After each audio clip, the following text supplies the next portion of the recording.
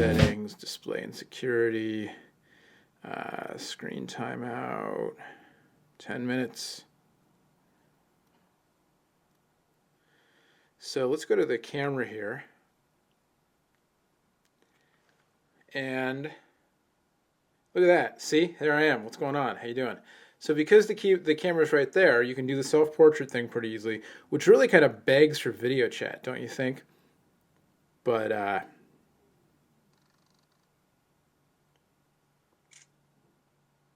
that's a terrible picture. Look at that. Or you can, flip the camera around, and then you can use it to take pictures of here. Droid. Let's take a picture of the Devourer. There it is, and then you can rotate it, obviously. So I just think that's kind of neat, kind of handy, and I love to see a video chat app, a robust video chat app with a design like this. That would be very cool. On the Devourer, you've got the keyboard in a more traditional, the camera in a more traditional place, obviously. So if we go home here, we hit camera.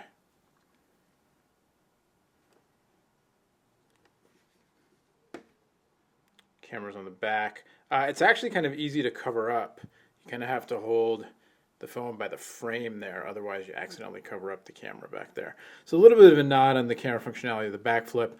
Also, what's kind of cool about the back flip is after you've taken your photos and your videos and you want to look at them, you can use the back flip's hinge to prop it up on the table, kind of that way, or you can turn around that way, although it's not auto orienting itself, not flipping the screen around. But just kind of neat that you can do that. A little more functionality. It's not a big enough screen that I think you're really going to be watching a lot of videos on it or anything like that. But it is kind of cool. And I do believe there's a setting. Yes, when you have the phone on the home screen, you kind of bend it back far enough. Although I seem to have lost it now. As far as the phones themselves go, both are 3G, Wi-Fi, micro SD card slot, GPS, Bluetooth, all that good stuff. The Devourer runs Android 1.6 out of the box, whereas the back flip runs Android 1.5 for some reason. As far as the apps that come on the phone, this is where it's kind of interesting. Both have some carrier-specific apps. You can see on the Droid over here on the left, you got VCast Music with Rhapsody, your Sync app, VCast Videos, VZ Navigator, that kind of thing. On the right, you've got a bunch of AT&T stuff. They put All Sport GPS on there, AT&T Music, Navigator, AT&T Radio, AT&T Wi-Fi hotspot, et cetera, et cetera, et cetera. The thing that's kind of interesting and potentially a drag, though, is that AT&T removed all references to Google from the back flip. So if I want to add a widget to the home screen, and I want to add search. So I add search on the Devourer, and I get the Google search widget, right? I add search on the back flip, and I get the Yahoo search widget. And you can't change that. You can't install the Google search widget on the back flip. I mean, you probably could if you rooted the phone or what have you, but just out of the box, sort of standard consumer land there, it's all Yahoo on this phone.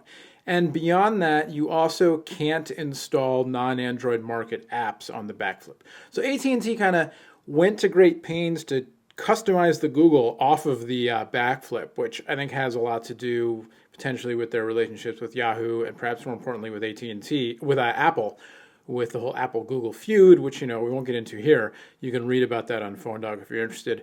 But anyway, so just to note, when you get the voice search on the Devourer. Oh, connection issue. All right. Well, you get voice search on the Devourer. You don't get voice search on the back flip with the Yahoo search widget. So that's kind of a drag on the back flip. Otherwise, again, very similar. 3.5mm headphone jacks. The cameras went over 5 megapixel capacitive touchscreen, all that kind of stuff. In addition to the form factor, the construction a little bit different. The back flip is about 50 grams lighter than the Devourer. Weighs, I believe, 133 grams. The Devourer is about 180 with the battery installed. The back flip is plasticky. It's not cheap, it's kind of nice looking and everything, but it's definitely plasticky. The Devourer is made from a piece of, or it's more than one, but it's got this aluminum unibody construction. So it's metal, it's solid, you know, it's heavier, but it feels very kind of luxurious in the hand. It's got this neat little thing where kind of laptop style. There's one tab panel that you undo there, and you got access to your battery and your micro SD card, all kind of tucked away there, which is kind of neat. You've got these nice, you know, grippy rubber finish end cap thingies on the phone. That's pretty professional technical language, right? Grippy rubber finish end cap thingies, but you get the idea. This rubber trim, which is nice for gripping. It's just a bigger phone, you know, bigger and angular, and even the headphone jack kind of protrudes from the back there. So, you know, it just kind of depends if you like that styling and you like the extra bulk, or if you prefer something that's a little bit lighter and not that much thinner, but certainly narrower and shorter in the back flip. Performance-wise, there's definitely an edge to the Devour here. We'll launch the browser on both phones, and you can see the browser just loaded up much faster, just in terms of the app launching on the Devour than on the back flip. The back flip just suffers from a little tiny bit of a lag problem. You saw it there. We'll go to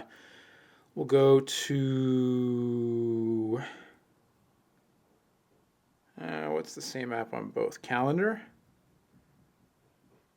We'll go to Calendar on both. And you can see again, you know, in all cases, the Devour just launches a little bit faster.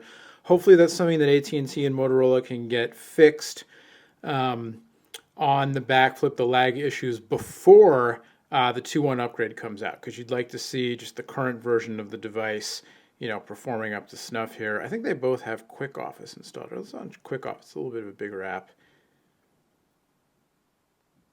And you can see, you know, it's not a deal killer on the back flip, but just, you know, a little bit of a noticeable lag on the back flip as compared to the Devour. All right, so all in all, you know, like we showed, they're very similar devices in terms of functionality. Form obviously a little bit different, but even still, they're not really, you know, all that different. One of the biggest differences is you get Android 1.6 on the Devour, only 1.5 on the back flip, but very similar with the Moto Blur functionality, and most consumers probably won't even know, you know, they probably won't even know it's Android running. They'll just see the Moto Blur, let alone which is 1.5, 1.6. So it comes down to more, you know, performance kind of similar. I think the Devour performs a little bit better, a little bit less lag. The lag on the back flip, you know, notable and a little bit of an issue, opening apps and moving back and forth and that kind of thing. But the styling and the form factor are quite different. And for me, I much prefer the back flip's styling and form factor. It's smaller, it's easier to pocket, it's a little lighter weight, and I like that a little bit better. I also, because the keyboard's so big, the Devour has a very good keyboard, especially compared to the Droid. I think it's much easier to use, much more tactile. The keys, you know, the action on the keys is a little more pronounced, easier to type on for me. But backflip's keyboard, you know, it's nice and big and roomy, and once I got used to it, it worked pretty well for me. And I like the versatility of the flip. I also, even though I didn't use the D-pads too much on either phone, I like the backtrack, as they call it, the D-pad on backflip much better. Once I got used to it, it was actually kind of handy. Whereas the D-pad on the Devour, the optical D-pad down here in the corner, you know, it's fine. It's just very small, so I didn't use it all that often. But it is, you know, when you have the phone opened up, as long as you're right-handed and your right thumb's on it, it's fine. If you're a lefty, you're kind of in trouble. But the back flip, I found it, you know, just the styling, I don't know if I'd want to see every smartphone in the world built this way, but I think it's kind of neat. And I found it pretty useful once I got used to it, like I said, as just much more pocketable.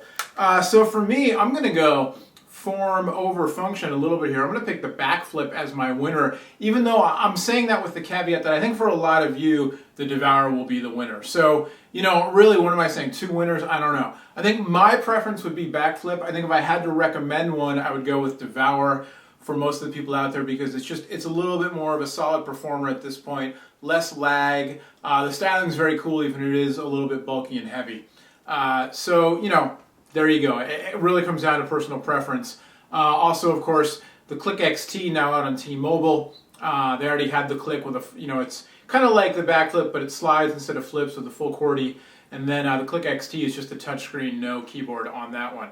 The thing is, on Motorola, if you're looking at the Devour, the Droid, not very much more expensive at this point, especially if you don't buy through Verizon, you might be able to get it for the same price. and you get a much larger, higher res display, which a lot of you will like. Also, you get Android 2.0, which has the newer user interface, and also the turn-by-turn navigation, which is huge. So if you're looking at Devour, you really should look at the Droid. For me, Droid's keyboard I don't like so much. I know a lot of you are like, dude, get over it, it's fine. So there you go. Anyway, hope that helps. I'm keeping the backflip for myself. Y'all can have the Droid. No, I'm kidding. I don't get to keep either one. Thanks to Motorola, the folks at Motorola, AT&T, and Verizon for sending these phones out. Much more coverage on the backflip, the Droid, like I said, the Click and the Click XT, the Droid itself. Did I call this the Droid? The Devour, sorry. And the Droid, and whatever else comes down the pike from Motorola, Verizon, AT&T, and the other carriers. Everybody else, we got you covered over on PhoneDog.com and, of course, DroidDog.com for your in-depth Android needs. Till next time, I'm Noah. Thanks so much for watching. We'll be out in the desert. Las Vegas CTA Spring 2010 starts next week, Monday, March, what is that, 22nd? I think that's March 22nd. I'll be out there. We'll all be out there starting on the 22nd. Show kicks off on the 23rd. So stay tuned for all kinds of stuff, new phones, news, all kinds of goodness from Las Vegas. Till then, we'll see you later. Bye-bye.